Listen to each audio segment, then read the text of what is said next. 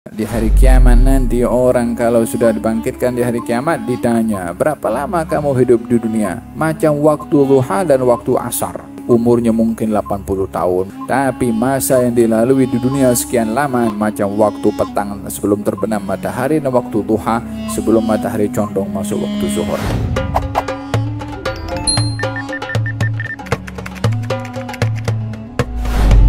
Bismillahirrahmanirrahim. Alhamdulillah, salatu wassalam ala sayyidina Rasulillah Muhammad bin Abdullah wa ala alihi wa sahbihi wa man walah wa ba'du. Ini lebih kurang hikmah yang ke Allahumma salli ala Muhammad wa ala ali Muhammad. Nah, yang ke-15. Hikmah yang ke-15. Katanya, qala radhiyallahu anhu, ajaban liman yatlubud dunya wa huwa min tahsiliha ala wahmin wa min al-intifa'i bima hassalahu minha ala syakkin wa min tarkiha wal khuruji minha ala yaqinin. Hikmah yang ke-15. Imam Abdullah bin Al-Haddad berkata, sungguh menghairankan kepada orang yang mencari dunia sementara ia tahu di dalam mendapatkan keduniaan itu tidak pasti. Ini aku heran kepada orang yang mencari dunia, ya, fokusnya kepada keduniaan sementara untuk mendapatkannya ia tidak pasti. Dan aku hairan kepada orang yang mencari dunia minal intifa'i bima hassalahu minha ala syakkin. Orang mencari dunia untuk dia memanfaatkan dunia yang dicari itu ala syakkin. Dia ragu-ragu. Kemudian wa min tarkiha wal khuruj minha ala yaqinin. Sementara dia untuk meninggalkan keduniaan itu dalam keadaan kepastian. Yani kata-kata hikmah ini merujuk kepada orang yang hidupnya mencari dunia.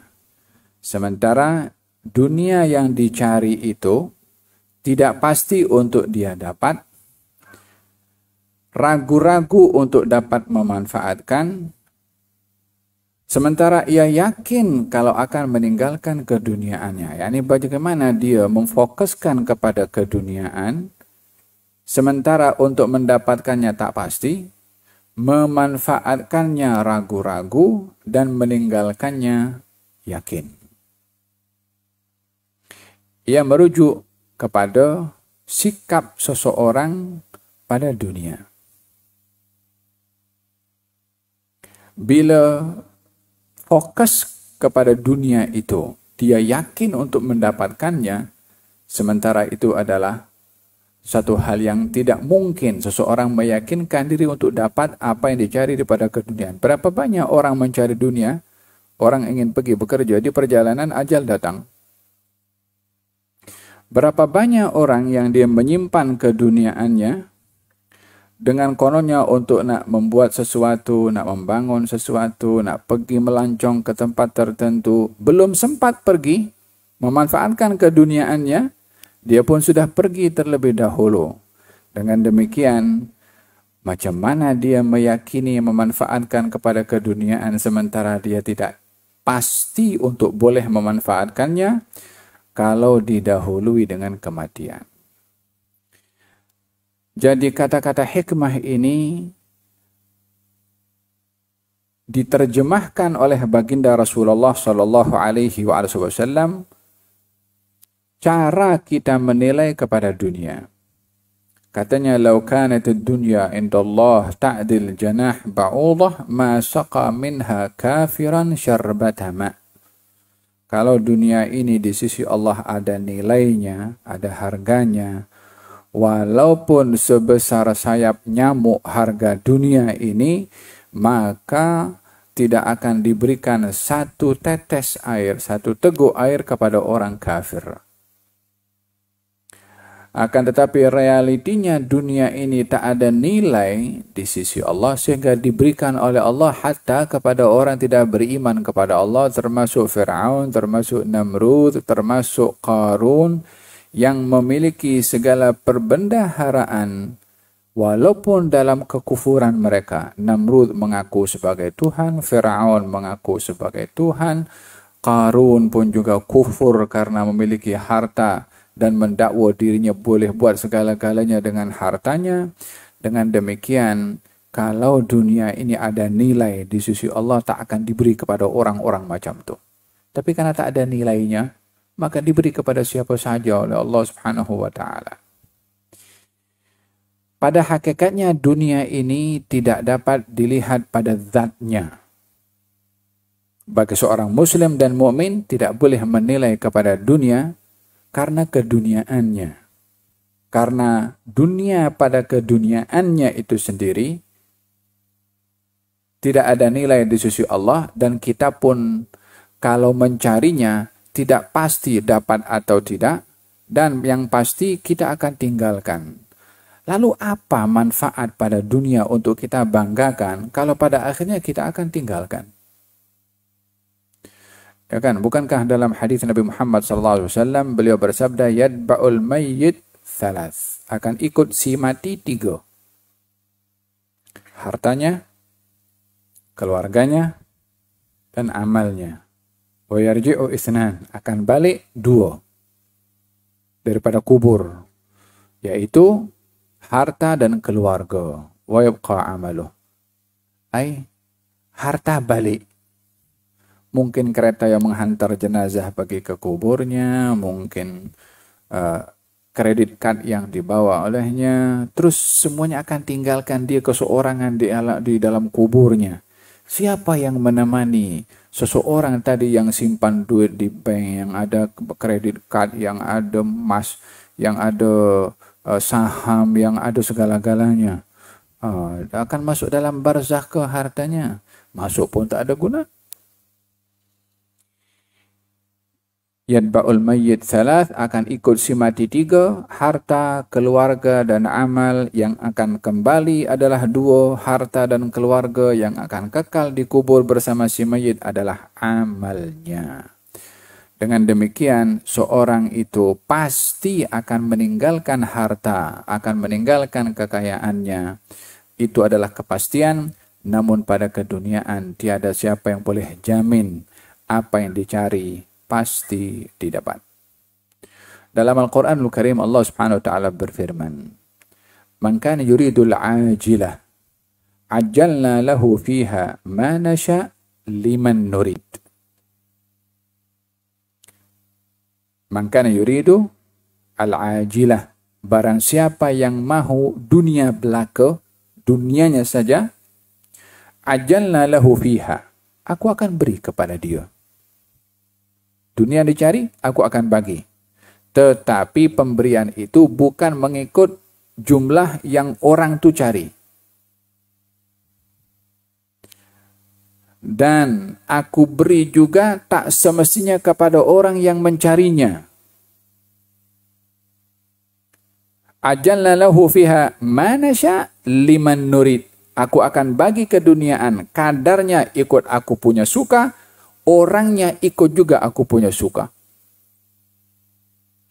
Tak semestinya orang mencari dunia, dia yang cari, dia yang dapat. Mungkin orang lain dapat.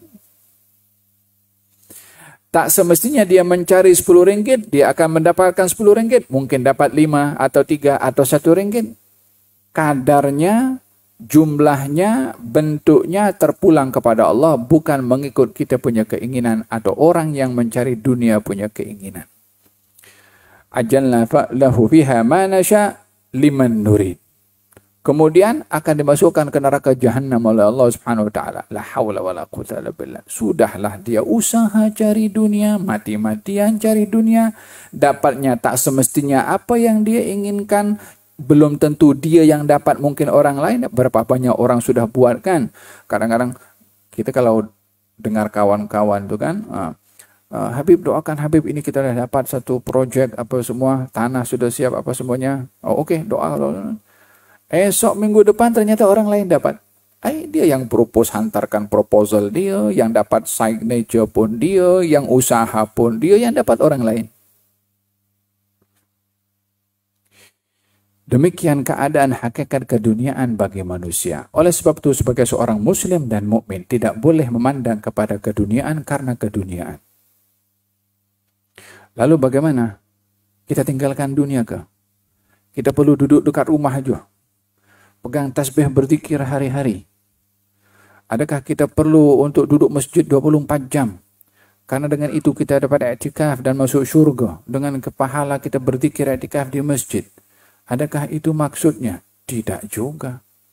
Kalau suatu hari Sayyidina Umar bin Khattab pagi-pagi pergi ke memantau keadaan, didapati ada anak muda. Anak muda, dia duduk di masjid. Ditanya oleh Sayyidina Umar, kenapa kamu duduk sini? Katanya, aku i'tikaf. Kamu ada keluarga? Kalau ada. Siapa bagi nafkah kepada kamu dan keluarga? Aku punya abang. Abangnya kerja, bagi nafkah kepada adiknya. Kata Sayyidina Umar, abang kamu lebih baik daripada kamu. Abangnya cari dunia. Ya, abangnya cari dunia untuk bantu adiknya. Bantu keluarganya. Bukankah itu satu ibadah? Sementara orang yang ada tanggung jawab dengan anak istrinya duduk etikaf di rumahnya atau di masjid berzikir saja tanpa bertanggung jawab kepada ahli keluarganya. Bukankah tanggung jawab kepada keluarga itu satu ibadah? Bukankah mencari rezeki itu adalah ibadah? Bukankah dalam Al-Quranul Karim Allah Subhanahu wa taala berfirman dalam surat Al-Jumu'ah, "Idza qudiyatus salatu fantashiru fil ardi wabtaghu min fadlillah." Selesai salat, kamu bertebaran di atas muka bumi. Apa tujuannya? Cari rezeki. Jadi, Baginda bersabda menjelaskan cara menyikapi kepada keduniaan, yaitu mencari dunia untuk akhirat, mencari dunia untuk ibadah. Seorang pemuda lalu di hadapan kaum muslimin, di hadapan para sahabat, kemudian sahabat mengatakan, kalau ini anak muda guna kekuatannya untuk jihad fisabilillah adalah satu sikap yang baik. Kata Nabi, anak muda ini kalau menggunakan kekuatannya untuk mencari rezeki agar supaya dia dapat memberi nafkah dirinya sendiri tanpa meminta kepada orang, maka dia fisabilillah. Kalau dia mencari rezeki untuk beri nafkah kepada keluarganya, dia fisabilillah. Kalau dia mencari rezeki untuk membantu orang tuanya, dia fisabilillah. Tapi kalau dia mencari rezeki untuk berbangga-bangga dengan rezeki, maka dia di jalannya syaitan. Mungkin ofisnya sama, mungkin biliknya sama, mungkin tempat kerjanya sama, yang beza nawaitu. Yang satu cari nafkah untuk tanggung jawab diri dan keluarga, yang satu untuk bermegah-megah dengan keduniaan. Maka yang satu fisabilillah, yang satu fisabilil syaitan. Oleh sebab itu dalam Al-Quranul Karim Allah memberikan panduan cara menyikapi kepada keduniaan. Wabtaghi fima ataakallah ad-daral akhirah wa la tansa nasibaka minad dunya. Tuntutlah apa yang Allah kasih kepada kamu. Harta, kesehatan, keluarga, jawatan, pemikiran, semua yang Allah kasih untuk akhirat. Jadi adakah seorang itu boleh menjadi orang ahli syurga dengan kekayaannya? Ya, siapa kata tidak. Adakah dia boleh menjadi ahli jannah dengan jawatannya? Ya, itu kan dunia. Iya, tapi bukan dijadikan tujuan. Dijadikan wasilah untuk menuju al-akhirah. Di zaman baginda Rasulullah SAW ada orang kaya. Dicemburui oleh orang miskin.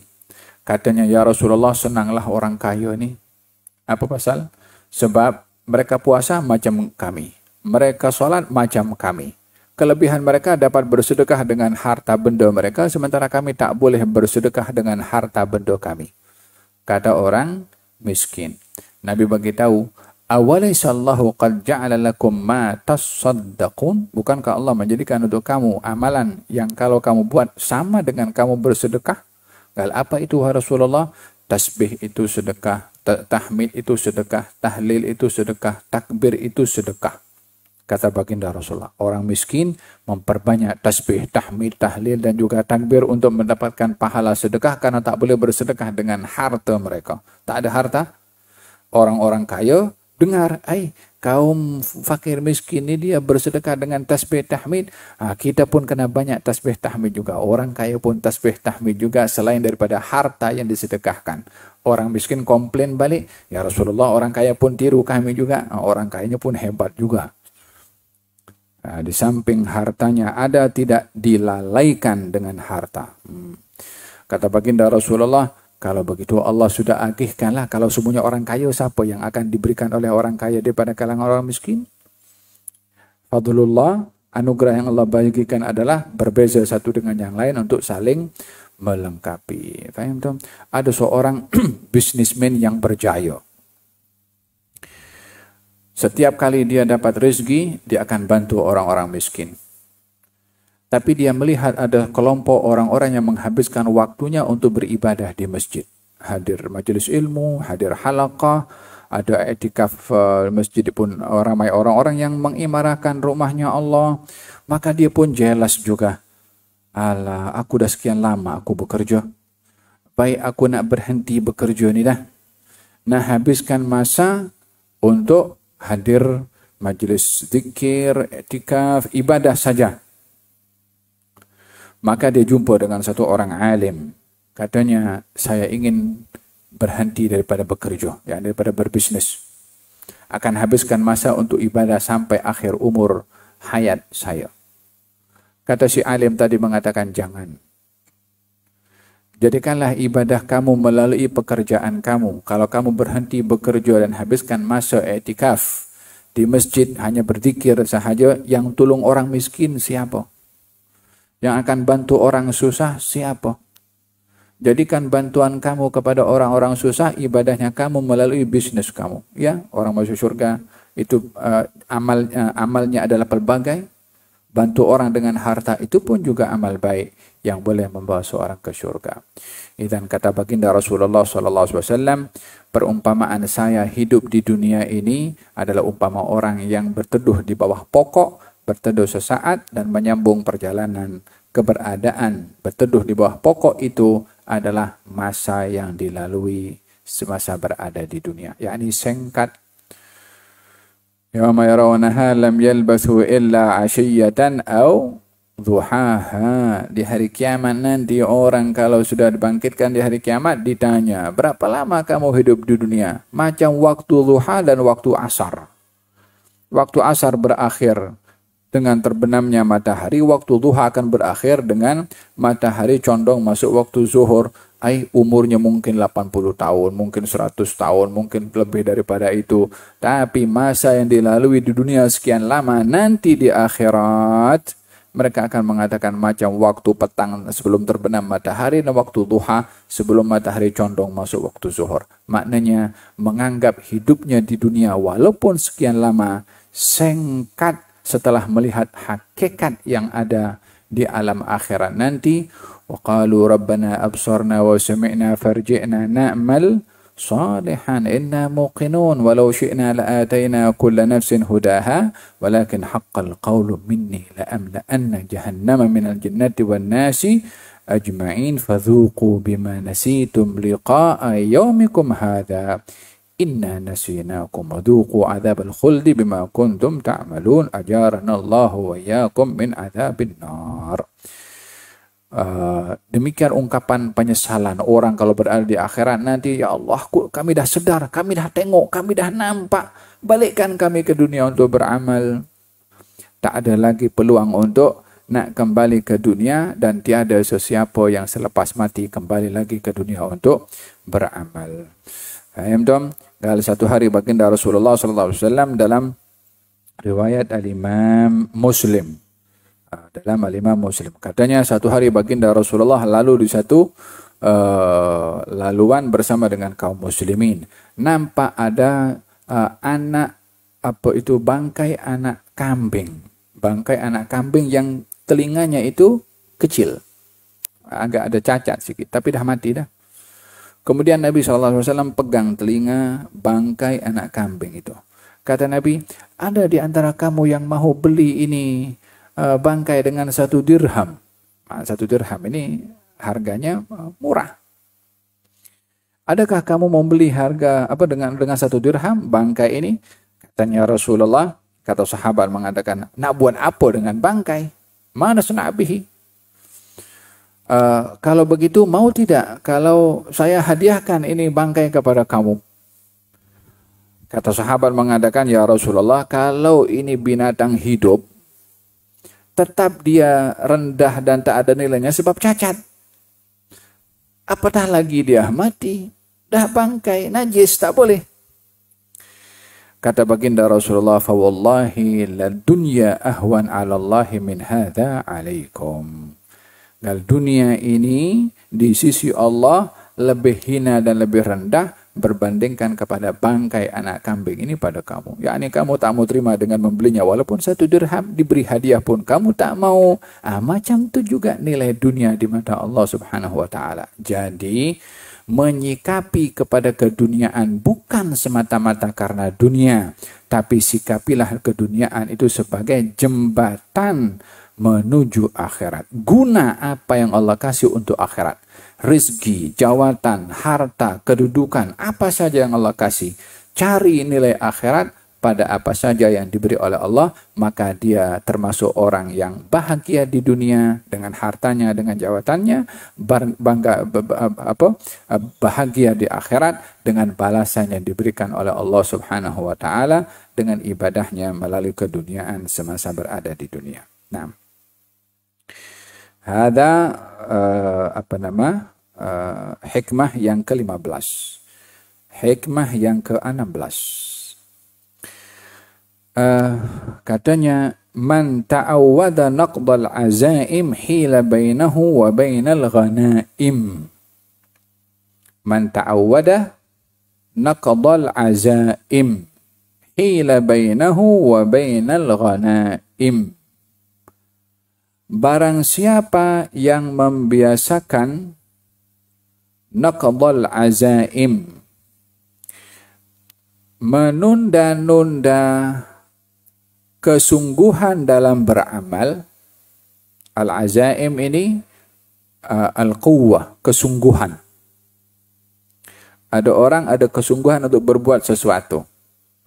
Kesungguhan untuk berbuat itu bila dihalang, bila dilanggar, bila ditunda, bila tidak direspon, sementara kesungguhan itu ada untuk beramal, hila bainahu wa bainal ghanaim, maka dia akan dihalang untuk mendapatkan faidah dan buah daripada kesungguhan keinginannya untuk beramal. Kata-kata ini merujuk kepada kebiasaan seseorang bila mempunyai azam berbuat kebaikan dan ingin menjadikan azam itu menjadi kebiasaan. Man ta'awwada, barang siapa yang membiasakan sehingga menjadi kebiasaan. Apa itu kebiasaannya? Ingin berbuat sesuatu ditunda. Ingin melakukan satu kebaikan nanti. Ingin bersungguh-sungguh melakukan hal ketaatan di-cancel. Kebiasaan yang seperti ini akan menyebabkan dia terhalang daripada mendapatkan segala kebaikan yang boleh didapat kalau dia tak cancel azamnya untuk berbuat sesuatu kebaikan. Dan manusia ini akan terbentuk kepribadiannya dengan apa yang dia membiasakan kepada dirinya. Akhlak ini ada dua, baik dan buruk. Baginda bersabda, Allahumma hdini li ahsanil akhlaq, fa innahu la yahdi li ahsaniha illa anta. Wasrif anni sayyi'aha, fa innahu la yasrifu anni sayyi'aha illa anta. Ya Allah, berikan kepada aku akhlak yang baik. Karena tiada yang memberi akhlak yang baik kecuali Engkau. Jauhkan daripada aku akhlak yang tak baik. Sesungguhnya tiada menjauhkan akhlak yang tak baik kecuali Engkau. Jadi dalam hal ini ada akhlak baik, ada akhlak yang tak baik. Akhlak yang baik dan yang tak baik ini atau ada kalanya didapat oleh seseorang dengan cara ia membiasakan diri. Kebiasaannya, seorang akan mendapatkan satu sikap dan perangai tertentu melalui kebiasaan. Apa yang dibiasakan kepada seseorang, maka sifat itu akan menjadi biasa kepada orang itu. Orang yang membiasakan jujur, dia akan menjadi sifat semula jadinya jujur. Orang yang membiasakan dusta, dia akan terbiasa dengan berdusta. Orang yang membiasakan diri untuk memberi akan terbiasa menjadi orang yang pemurah. Orang yang membiasakan diri kedekut akan menjadi terbiasa menjadi orang yang kedekut. Dengan apa kita biasakan pada diri kita daripada sikap, dengan sikap itulah kita akan terbentuk. Baginda bersabda, wa innar rajula yataharral kadhiba yataharras sidqa hatta yuktaba indallahi siddiqa. Seorang itu kalau membiasakan diri untuk jujur, maka dia akan menjadi orang yang jujur. Dan orang kalau membiasakan diri untuk menjadi penipu, untuk berdusta, maka dia akan menjadi pendusta. Yakni dah menjadi sifat semula jadi bagi dia. Apa sebabnya? Dia sendiri yang create sifat itu. Dengan apa dia cipta sifat itu? Dengan membiasakan diri. Oleh sebab yang demikian, pada kata-kata ini dikatakan bahwa orang yang membiasakan diri dengan naqdul azaim, yakni meninggalkan semangat untuk beramal, melemahkan semangat untuk berbuat kebaikan, maka dia akan terhalang untuk mendapatkan hasil daripada kebaikan yang dia ingin lakukan. Orang ingin bersedekah, ingin pergi ke masjid, ingin pergi ke umrah, azamnya ada. Alah, tahun depan saja. 2 tahun lagi. Orang nak bersedekah, dah duit ada dalam poket. Tinggal ambil saja bagi. Esok saja. Maka orang yang demikian tadi akan terhalang kebaikan yang kalau dia buat, dia dapat fadilah tu. Kalau dia keluarkan duit dia bagi, dapat atau tidak? Kalau dia bagi satu sedekah, akan dilipat gandakan dengan 10 kali ganda. Atau sampai 700 kali ganda. Tapi dia tunda esok, maka dengan begitu dia sudah terhalang daripada kebaikan bersedekah yang kalau dia tak cancel, dia dapat tu kebaikan. Tapi karena dia cancel, maka dia terhalang untuk mendapatkan kebaikan bersedekah tadi. Sama juga orang nak pergi umrah, semangat sudah, confirm semua dah, ada seat, ada semua. Alah tak apa, tahun depan saja kita pergi. Dia terhalang daripada mendapatkan pahala umrah pada saat itu yang kalau dia pergi dia dapat. Tapi karena dia cancel, dia tak mendapatkan pahala daripada umrah yang ia lakukan. Bila dia membiasakan diri cancel kesungguhan dalam beramal, dia akan terhalang daripada fadilah segala kebaikan.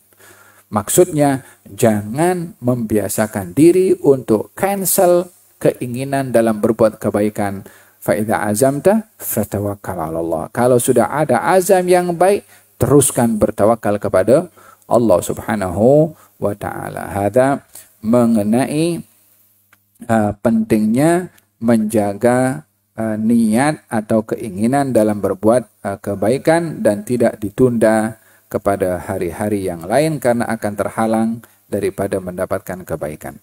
Qala Sayyidina Abdullah bin Mas'ud mengatakan, inni la amqutur rajula an arahu farighan laysa fi syai'in min amal ad-dunya wal akhirah. Kalau aku tak suka nampak seorang lelaki yang kosong, tak nak buat apa-apa. La dunia dia lakukan, wala akhirat dia lakukan. Yani duduk je macam tu, bengong, tak ada apa nak dia. Tujuannya apa? Kalau dia membiasakan diri dengan keadaan seperti itu, berapa banyak kerugian yang didapat. La dunia dia dapat, wala akhirat pun dia mendapatkannya. Kan Umar bin Abdul Aziz mengatakan, al-lailu wan nahar ya'malani fika fa'mal fihima. Siang dan malam ni mempengaruhi kepada kamu. Maknanya mempengaruhi kepada kamu di sini maksudnya dia akan berjalan. Hari ini kita malam, esok pagi pun juga. Kalau kita tak manfaatkan malam ini, bukanlah malam ini tunggu kita untuk beramal, dia akan jalan terus sampai esok pagi. seperti mana waktu ini berjalan, gunakanlah sebelum kamu dilalui oleh waktu tersebut tanpa mendapatkan fadilah daripada amal. Al-waktu kasayf in lam taqta'hu qata'aka. Waktu ini umpama pedang, kalau kamu tidak gunakan maka dia akan potong kepada kamu. Khususnya orang yang dia tidak mengambil peluang untuk beramal di masa mudanya. Nanti tunggu pensiun dulu. Nanti tunggu selesai kerja dulu. Nanti tunggulah. Kadang-kadang kan orang kan tunda-tunda dia punya keinginan. Kadang-kadang nak kawin, tunggu nanti sudah umur 30 tahun. Nak pergi haji, tunggu nanti sudah pensiun baru pergi ke haji. Sementara dia boleh pergi waktu itu. Masih muda beramal, tunggu nanti kalau sudah tua dah. Hal seperti ini akan menyebabkan kepadanya orang itu kerugian yang besar karena tidak ada jaminan untuk dia mendapatkan hari yang akan datang untuk dapat beramal. Qala Sayyidah Hafsah binti Sirin. Hafsah binti Sirin. Katanya, khudhu min anfusikum wa antum syabab. Ambil peluang untuk diri kamu di masa kamu masih muda. Fa inni ma ra'aitul amala illa fi syabab. Sesungguhnya saya ini melihat amal itu tepatnya untuk dilakukan di masa muda. Maksudnya masa muda ini masa Allah memberikan kesehatan kepada seseorang, karena kesehatan kunci kepada amal. Sayyidina Hasan al-Basri mengatakan, iyyaka wat taswif, hati-hati kamu daripada menunda-nunda dalam beramal. Dan ini bahagian daripada orang yang rugi daripada mendapatkan kebaikan bila menunda-nunda. Iyyaka wat taswif, hati-hati kamu daripada menunda-nunda amal. Fa innaka biyawmik walasta bighadik. Kamu ini milik hari ini, bukan milik esok. Milik hari ini bukan milik esok. Yang esok kita tak tahu akan ada terbit matahari kita ada atau tidak. Fa in yakun ghadun laka fakun fi ghadin kama kunta fil yawm. Kalau esok milik kamu, jadikanlah kamu esok seperti mana kamu hari ini. Karena kita ada masa hari ini. Kalau tunggu esok, esok itu bukan milik kita. Esoknya akan berlaku, akan terbit matahari, hari yang baru, tarikh yang baru, udara yang baru. Tapi kita belum tak dapat jamin untuk dapat pada hari esok. Esok bukan kita punya, esok miliknya esok. Tapi yang kita punya kita hari ini, saat ini. Lepas maghrib di masjid Masjid Negeri Shah Alam. Apa kita punya masa kita gunakan dengan etika hadir majelis ilmu seperti ini. Ini masa kita punya. Esok bukan kita punya. Kecuali kalau kita berada di hari esok, maka esok kita punya. Gunakanlah hari esok. Bila kita ada pada hari esok, seperti mana kita gunakan hari ini, saat ini, sementara kita berada pada saat ini. Syair ada mengatakan, tazawwad minat taqwa fa innaka la tadri. Berbekallah kamu dalam hidup ini dengan ketakwaan, sesungguhnya kamu tidak mengetahui. Idza janna lailun hal ta'ishu ilal fajri. Kalau malam itu sudah tiba waktunya, kamu tidak tahu adakah akan menjumpai waktu fajar atau tidak. Fakam min sahihin mata min ghairi illatin. Berapa ramai orang itu sehat, tapi ia wafat tanpa didahului dengan sakit. Wa kam min alilin 'asha hinan minad dahri. Berapa ramai juga kamu jumpai orang sakit tapi diberi umur panjang. Wa kam min sigharin yurtaja tul umrihim. Berapa ramai kita menjumpai anak kecil yang diharapkan panjang umur. Wa qad dakhalat ajsaduhum dhulmatal qabri. Tapi jasadnya sudah dimasukkan ke dalam liang lahat. Wa kam min fatan yumsi wa yusbihu lahiyan. Berapa ramai kamu nampak anak muda pagi dan petang dalam keadaan lalai, qad nusijat akfanuhu wa huwa la yadri, sementara sudah disusun kain kafannya untuknya sementara ia tidak menyadarinya. Al-ajal ghaib. Tak ada siapa yang boleh tahu bila ajalnya. Oh, saya masih muda, nanti tunggu sampai tua baru ajal boleh tiba. Tak ada. Anak kecil mati, anak remaja mati, laki mati, perempuan mati, rakyat mati, penguasa pun mati. Tak ada yang kekal. Semuanya pun akan tinggalkan dunia ini dengan kematian.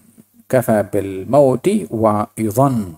Cukup kematian itu menjadi penasehat kepada kita. Hikmah yang ke-17. Qal radhiyallahu anhu, "Idza da'atka nafsuka ila syahwatin." Ini tadi kesimpulan hikmah yang kedua tadi. Jangan membiasakan diri menunda-nunda dalam beramal. Karena kita tak punya masa. Artinya masa di masa akan datang bukan milik kita. إذا دعتك قال رضي الله عنه إذا دعتك نفسك إلى شهوة فإياك أن تقول أجيبها في هذه وأفرغ القلب من مطالبتها فإنك إن أجبتها إليها دعتك إلى أعظم منها.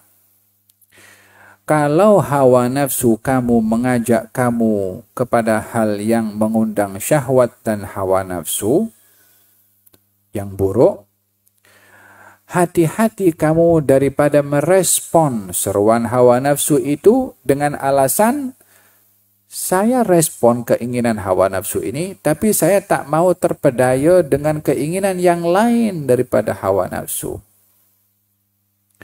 Sesungguhnya kalau kamu memenuhi keinginan hawa nafsu yang buruk, maka dia akan tuntut kamu kepada yang lebih buruk. Kalau hawa nafsu kamu menuntut kamu melakukan perbuatan yang dituntut oleh hawa nafsu dalam hal syahwat, yakni keinginan yang jahat, keinginan yang buruk, perbuatan yang jahat, tak semestinya nafsu itu kepada dalam hal seksual, dalam keinginan apa saja yang buruk yang menjadi keinginan kepada hawa nafsu. Jangan sekali-kali kamu meresponnya dengan mencari alasan, saya respon sekarang, sekali ini saja, tapi tak akan memenuhi yang lain. Atau hati saya tak mahu turut selalu kepada keinginannya, kali ini saja. Jangan beri alasan kepada diri sendiri demikian untuk memenuhi kehendak hawa nafsu. Kerana sifat hawa nafsu itu, bila diberikan keinginannya, dia akan tuntut kepada yang lebih buruk. Hawa nafsu bila menginginkan sesuatu yang buruk dan kita penuhi, dia akan tuntut yang lebih buruk. Contohnya, dalam kisah anak Adam, Habil dan Qabil. Ketika masing-masing bersedekah, satu diterima, satu ditolak. Kata Qabil mengatakan, la'aqtulannak. Aku bunuh engkau. Keinginan jahat. Tapi dalam bentuk kata-kata, ancaman, bukan dalam bentuk perbuatan. Aku bunuh engkau. Kata Qabil. Habil bagi tahu, la in basatta ilayya yadaka litaqtulani ma ana bibasitin yadiya ilayka liaqtulak inni akhafullah. Qabil, kalau engkau hulurkan tangan engkau nak bunuh kepada aku tak akan hulurkan tangan aku bunuh kepada engkau. Aku takut pada Allah. Kamu pun mesti takut pada Allah dengan perbuatan yang kamu inginkan. Dibagi tahu sekali lagi, inni uridu an tabu'a bi ithmi wa ithmik. Kalau kamu lakukan pembunuhan kepada aku mahu engkau tanggung dosa engkau dan dosa aku sekali. Dibagi tahu sekali lagi, jangan. Keinginannya untuk membunuh dibagi tahu jangan. Karena kalau engkau lakukan, kau akan tanggung dosa aku dan dosa engkau sekali. Aku takut pada Allah nak bunuh kepada engkau, mestinya engkau takut kepada Allah untuk bunuh kepada aku. Ya kan? Kemudian apa yang berlaku? Dalam Quran ya, katanya fatawwa'at lahu nafsuhu qatla akhihi faqatalahu. Hawa nafsunya memaksa Qabil untuk bunuh Habil, maka dibunuhlah Habil. Tengok, Allah sebutkan hawa nafsunya Qabil, keinginannya paksa Qabil. Bunuh dia, bunuh dia, bunuh dia. Awalnya dalam tindakan keinginan, tapi sudah berubah kepada action, kepada perbuatan itu sendiri. Hawa nafsu ini kalau diberi keinginannya yang jahat, dia akan minta yang lebih jahat. Kata Imam Al-Busiri mengatakan, "Wan nafsu katifli in tuhmilhu syabba ala hubbir radha wa in taftimhu yanfatimi." Hawa nafsu ini macam budak kecil, bayi yang menyusu. Nah, kalau disusu terus, dia akan terus hatta lebih 2 tahun dia pun akan menyusu. Tapi kalau dihalang dia daripada menyusu setelah 2 tahun, maka dia pun akan berhenti juga daripada menyusu. Hawa nafsu lawannya adalah dihalang daripada keinginannya. Hawa nafsu hari ini suruh orang itu curi 100 ringgit, esok dia suruh curi 1000 ringgit. Lusa dia akan curi 10.000, besok lagi dia akan curi 100.000. Dan begitu seterusnya hawa nafsu. Dia tak akan puas dengan kejahatan yang sedia ada, melainkan dia akan cari yang lebih jahat. Oleh hal kata beliau mengatakan, yakni jangan sekali-kali membiasakan memenuhi kehendak daripada hawa nafsu, karena hawa nafsu akan menuntut yang lebih daripada seseorang. Baginda bersabda, al-mujahid man jahada nafsahu.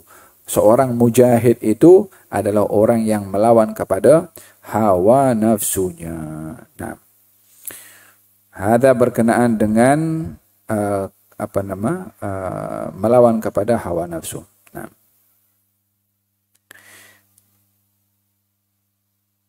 Taib, hikmah yang terakhir. Yang ke-18.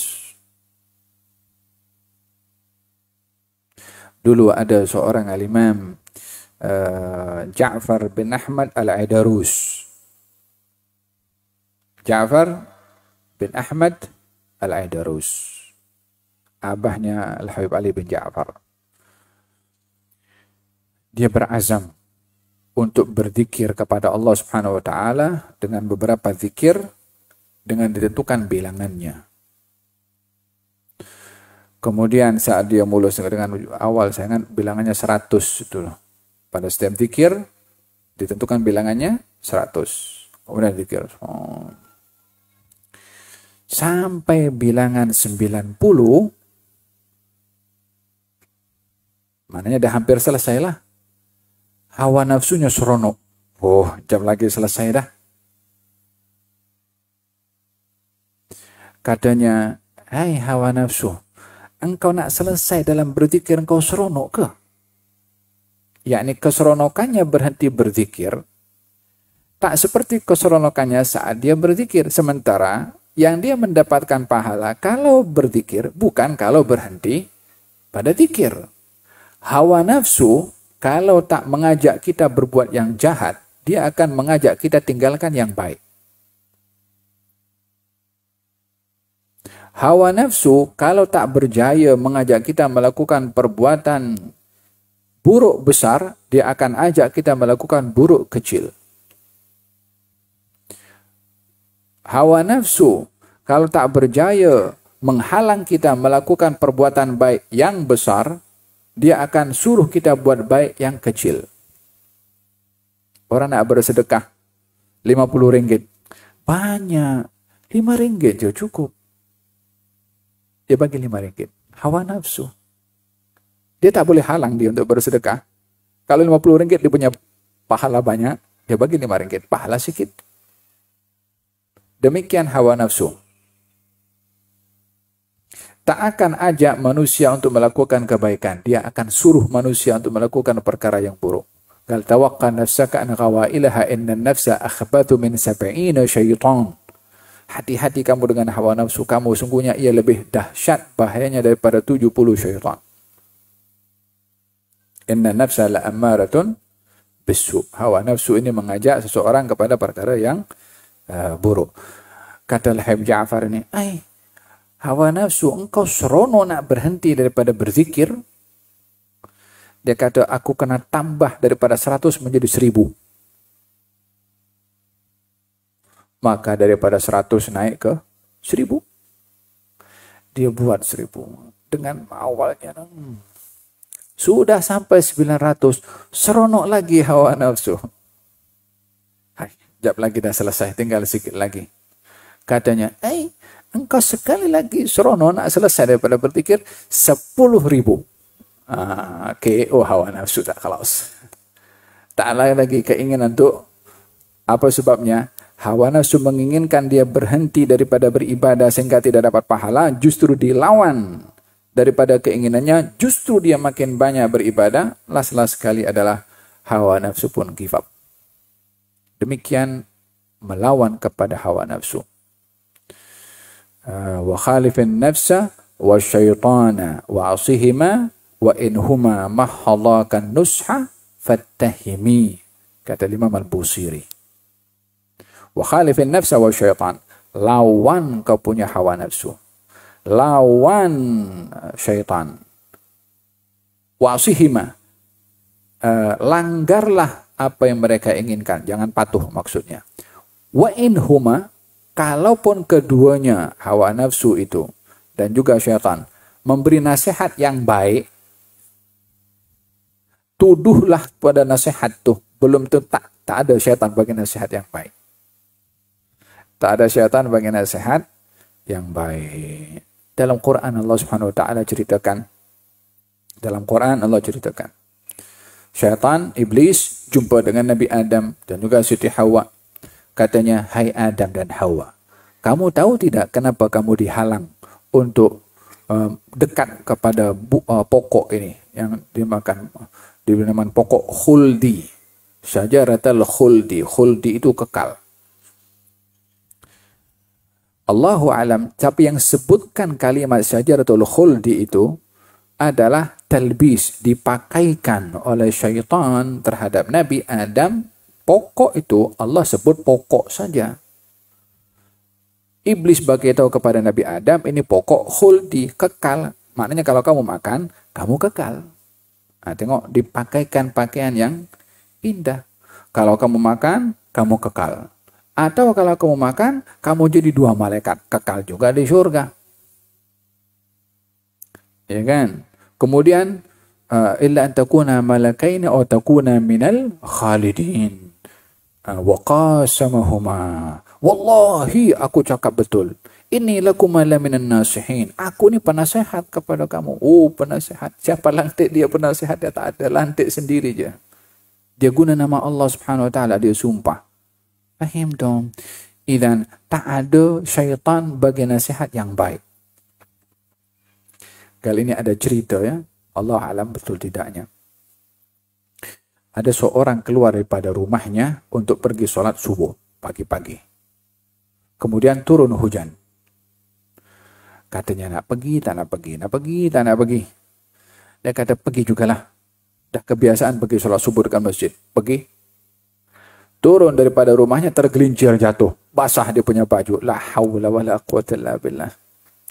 Dalam hati kata, coba tadi tak pergi. Kan tak jatuh. Kan tak kotor. Dia patah balik ke rumahnya, macam tak selesa solat di rumah. Kena pergi juga, dia tukar baju. Pakai baju yang kedua. Keluar lagi. Di tempat yang dia jatuh, dia sudah berhati-hati. Dia pun jalan. Sampai di satu kawasan, agak banjir. Tak perasan kalau ada longkang. Dia masuk longkang, jatuh sekali lagi. Kali yang kedua. Katanya Allah. Patah balik lagi ke rumahnya. Tapi dia azam juga pergi untuk kali yang ketiga.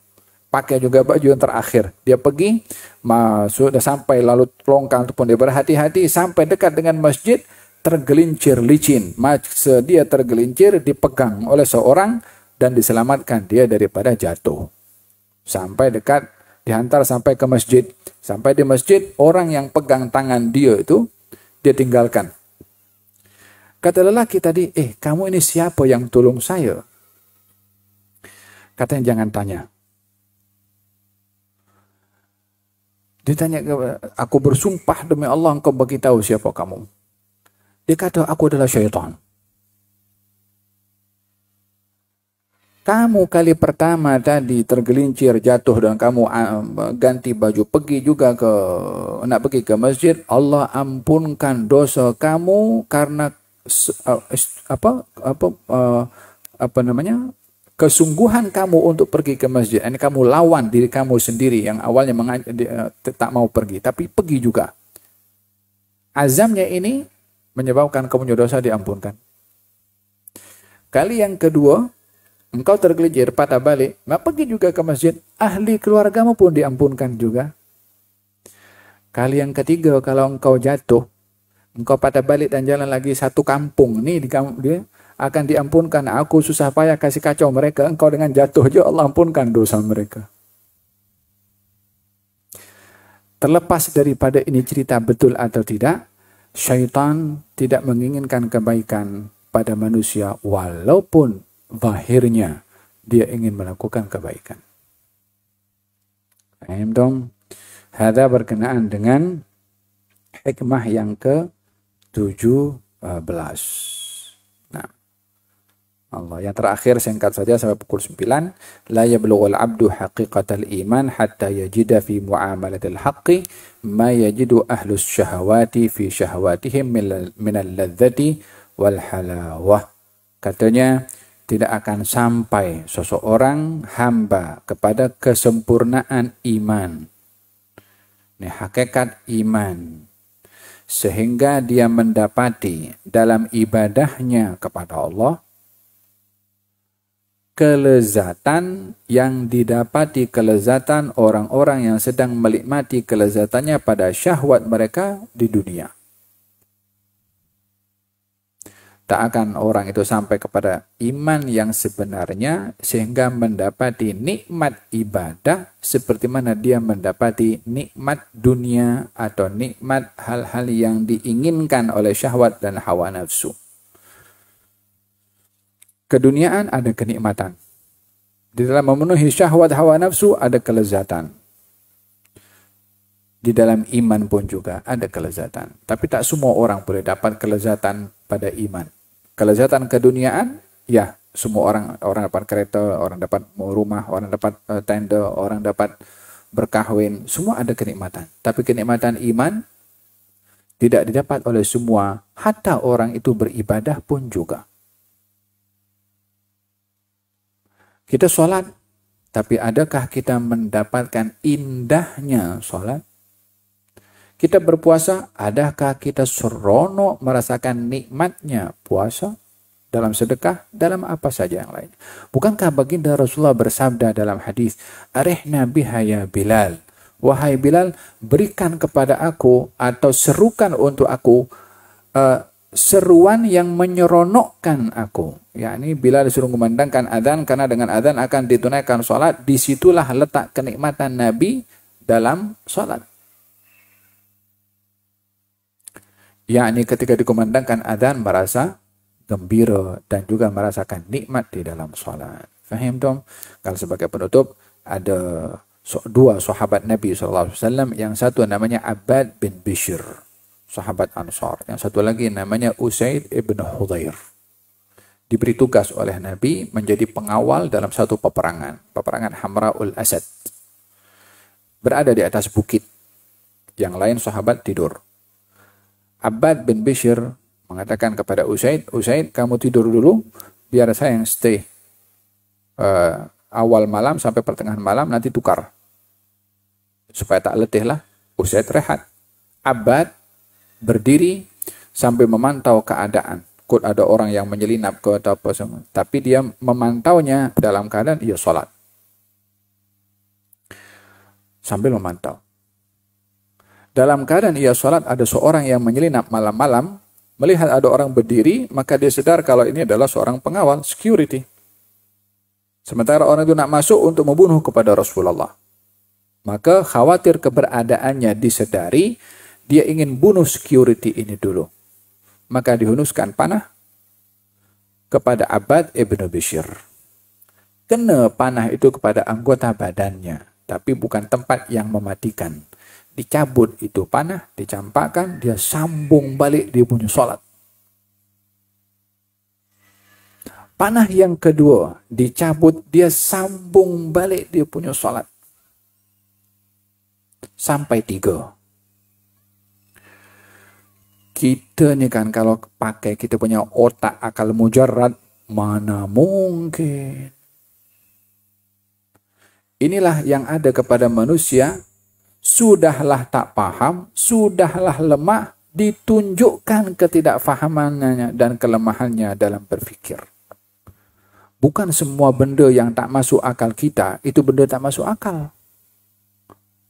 Mula bila kita jadikan akal kita neraca untuk mengukur sesuatu itu masuk di akal atau tidak. Siapa yang berikan authority kepada akal kita untuk menilai sesuatu boleh atau tidak, mungkin atau tidak? Faham dong? Kalau begitu, macam kisahnya Abu Jahal itulah yang bagi tahu kepada Sayyidina Abu Bakar As-Siddiq, ya Abu Bakar, engkau punya kawan tu, dia kata, dia pergi ke Baitul Maqdis dan balik dalam 1 malam. Isra Mi'raj. Abu Jahal mengatakan ini mustahil, kita pergi 1 bulan, balik 1 bulan. Hai Abu Jahal, mula bila akal engkau jadi ukuran untuk orang lain ikut engkau punya akal? Tapi ramai orang ikut macam tu. Oh tak mungkin, mustahil. Mustahil. Akhirnya jadi macam perangnya Abu Jahal tadi itulah. Tapi Sayyidina Abu Bakar As-Siddiq guna akalnya, tapi dia guna imannya. Dia kata kalau dia cakap macam itu, dia betul. Yakni lebih percaya dengan kata-katanya Rasulullah berbandingkan kata akal fitrah. Ini bercakap dengan wahyu. Faham tu? Izan kata siapa? Ada berkenaan dengan bagaimana mengukur akal fikir akal dalam surat Yusuf. Dalam surat Yusuf ada perempuan-perempuan tu kan diberikan pisau untuk potong buah. Kemudian Yusuf lalu katanya dengan nada takjub, ma hadza basyara in hadza illa malakun karim. Ini bukan manusia, ini malaikat katanya. Padahal itu perempuan tak pernah tengok malaikat pun. Kemudian waqatta'na aydiyahunna. So itu perempuan potong buah, kena kepada tangannya berkali-kali, luka tangan tu, darah mengalir membasahi kepada buah, tak terasa. Apa sebabnya? Fokus kepada handsome-nya Nabi Yusuf. Bagaimana fokus ini menarik rasa sakit pada tubuh badan tak terasa, semata-mata fokus saja. Orang kalau tengok bola sepak, kalau sudah tengok itu bola akan dibawa pergi gol, orang datang over, tertarik, dia tak ingat, tak sedar, tak tahu, tak dengar apa dikata. Apa sebabnya? Fokus. So kalau dalam hal keduniaan orang fokus tak terasa sakit, boleh kita terima. Dalam hal fokus kepada Allah, sampai kena panas seperti itu tak terasa sampai 3 kali, kenapa tak boleh terima? Kalau 3 kali kena, maka kali yang ketiga dipercepat solatnya. Kemudian dikejutkan Usaid ibn Hudhair. Kalau coba tengok ada orang yang sedang ingin menyelinap masuk, melihat Abbad bin Bishr sudah berlumuran darah. Katanya, apa hal kau ini? Kenapa tidak kali pertama kenapa engkau bagi tahu kepada aku? Katanya, aku sedang baca Quran. Dalam satu asar, bukan baca surat Kahfi. Seronok baca surat Kahfi itu, lupa sakitnya panah kena kepada tubuh badannya. Katanya kalau bukan oleh kerana Rasulullah tugaskan aku sebagai security, aku tak peduli dia akan hantarkan panah yang keempat mengenai tubuh badan aku, walaupun aku akan gugur juga dengan panah yang keempat, tetapi aku ingat aku ditugaskan oleh Nabi sebagai security, aku khawatir gagalkan tugasan Nabi, maka dipercepat solatnya. Dipercepat solat itu bukan karena takut kena panah yang keempat, karena takut gagal menjalankan tugas Nabi. Oh, luar biasa. Urwah ibn Zubair ini ke anak saudara Siti Aisyah. Kakinya itu kena makan macam penyakit yang merebak ke atas. Dokter putuskan untuk dipotong. Katanya ini kena diminum arak. Kasih minum arak supaya dia tak sedar. Katanya mana boleh minum arak. Dia tak mau. Istrinya katakan biar dia masuk dalam sholat. Masuk dalam sholat, dipotong kaki, dia tak terasa. Sampai selesai. Selesai daripada sholat, dah buat dah. Oh, dah buat dah. Ditanya, dah buat dah. Mana kakinya? Dia ambil kakinya. Ya Allah, aku bersyukur kepada engkau. Engkau bagi kepada aku 4. 2 tangan, 2 kaki. Dan engkau ambil 1. Engkau tak ambil semua. Aku bersyukur kepada apa yang kau ambil, yaitu hanya 1. Dan aku bersyukur dengan apa yang kau sisakan untuk aku ada 3. Oh, kata-kata itu bukan keluar begitu saja kalau bukan daripada hakikat iman kepada Allah Subhanahu wa ta'ala. Dan dalam hal ini tidak akan seorang itu sampai kepada derajat kesempurnaan iman sehingga menikmati ibadah kepada Allah Subhanahu wa ta'ala seperti mana ia menikmati kelezatan keduniaan. Moga-moga Allah Subhanahu wa ta'ala anugerahkan kepada kita nikmatnya munajat kepada Allah, indahnya ibadah kepada Allah. Dan Allah anugerahkan kepada kita kenyamanan, keselesaan, kelezatan di dalam kita berbuat taat kepada Allah Subhanahu wa ta'ala sehingga kita istiqamah dalam taat karena nikmat ketika melakukan ketaatan. Ya Arhamar Rahimin, jauhkan kami daripada beribadah tak rasa nikmat pada ibadah. Jauhkan kami daripada taat yang tak rasa nyaman saat melakukan ketaatan. Anugerahkan kepada kami ketenangan saat beribadah dan anugerahkan kepada kami berterusan merasakan indah dan manisnya lezatnya ibadah kepada Engkau sampai akhir hayat kami berjumpa dengan Engkau birahmatika ya arhamar rahimin. Wa sallallahu alaihi wasallam Muhammadin wa ala alihi wasallam. Alhamdulillahi rabbil alamin bisirril